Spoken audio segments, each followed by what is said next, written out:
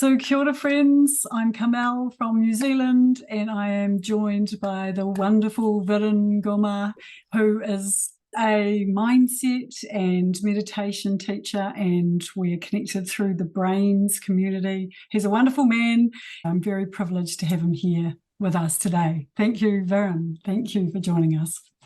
Thank you, Carmel. Thank you for inviting me. That's awesome. So I particularly wanted to talk with you today and wanted to share what we spoke about, because there is a lot of anxiety, there is a lot of overwhelm, and you know a lot about the actual neuroscience and the actual molecules of what you can do about anxiety by slowing down your brain waves. So I'd love to hear from you just a little bit about, firstly, how you got into this. Yeah, very good question. And you're right, particularly in this day and age of, even pre-COVID and then COVID and post-COVID, there's a lot of anxiety happening. But I got into this space of meditation since I was a child. So it's more than 30 years. Wow. I've been meditating.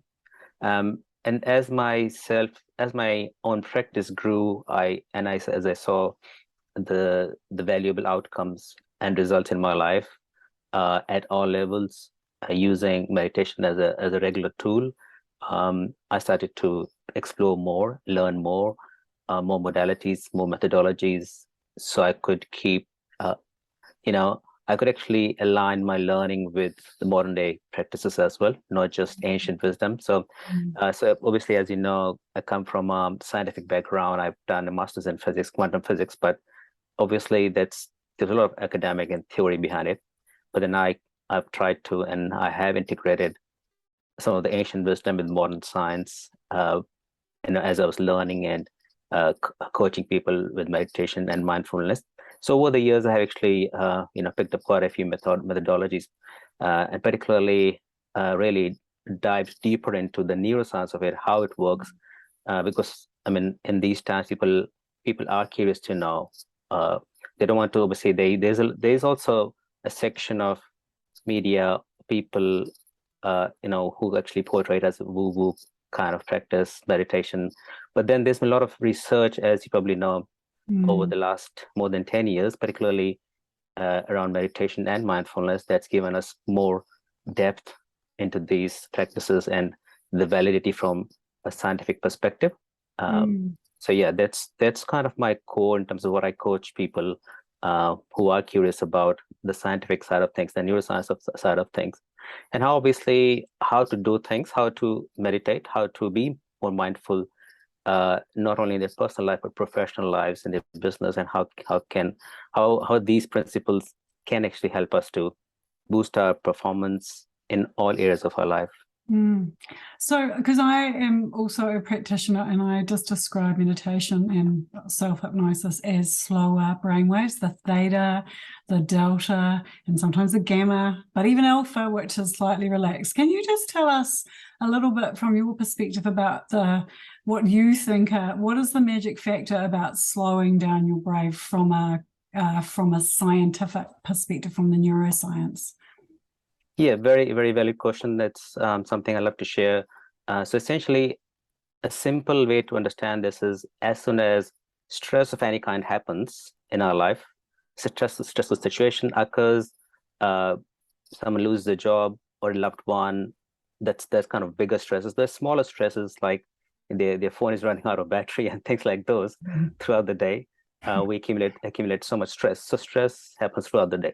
As soon as stress happens, there's what we call a process called amygdala hijack. So there's a little P-shaped organ in our brain that hijacks our conscious thinking brain, which is our GPS in a way. And as soon as that happens, we stop thinking rationally. We call it sympathetic nervous system activation. So sympathetic nervous system activates, and then some of the symptoms are you have shallow and erratic breathing or holding of breath, fight and flight, or freeze, or even faint syndrome, as we call it. And then people tend to lose focus and awareness, and it can actually result in a number of physical, mental, and emotional problems. So that's the kind of a cycle that happens, but happens very, very quickly. We don't even realize it's all. This is the low. This is the breakdown of all that.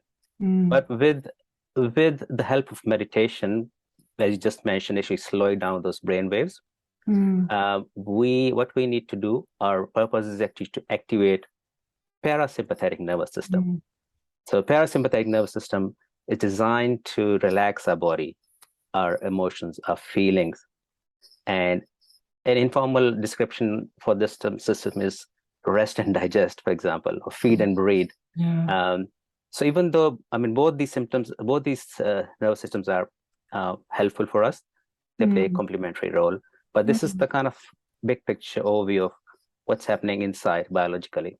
Oh, that's really amazing. And I'm just conscious that we're just doing a little snippet, but I'm going to get your details so people can reach out and make more contact if they're curious about this. But I'd want to ask you a question, because as you were talking about these two systems that we have, the sympathetic stress and the parasympathetic rest and relax, or rest and digest, can you give us one or two instant ways that we can shift from being in the stress state to the rest and digest state? Absolutely. This very simple strategy that I normally share with my clients it's called the box breathing. So it's kind of a square breathing or box breathing. So there is 4, 4, 4, 4. That's the simple ways. For example, if you just for a moment, breathe in for the count of 4.